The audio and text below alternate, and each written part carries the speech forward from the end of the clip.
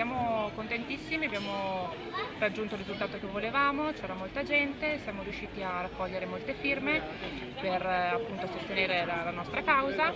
La loro battaglia dura da mesi. Mamme e papà dell'altopiano che hanno creato un vero e proprio gruppo, gestito da un coordinatore, per proteggere il reparto di pediatria dell'ospedale di Asiago dal possibile ridimensionamento e dai continui tagli che stanno mettendo a repentaglio la sopravvivenza del nosocomio altopianese. Dopo la marcia pacifica per le vie di Asiago, questa volta il gruppo ha organizzato una serata di musica in piazza.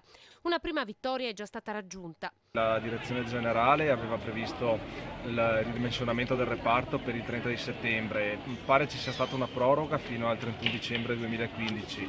Adesso aspettiamo qualcosa di scritto da parte della regione o della direzione generale e stiamo a vedere. Comunque non ci fermiamo e andremo avanti con le nostre attività. Il ridimensionamento di pediatria potrebbe portare ad una lenta, inesorabile chiusura del punto nascita. Questa è la paura del comitato, ovvero che non potendo garantire la presenza di un pediatra nelle ore notturne, sempre più mamme decidano di partorire lontano da casa. Oltre ai banchetti per raccogliere firme nei centri commerciali, a breve la prossima iniziativa sarà organizzata a Gaglio al Parco della Fratellanza. Speriamo di riscuotere lo stesso successo di questa sera e che i bambini adesso si divertano perché loro sono più importanti di tutto.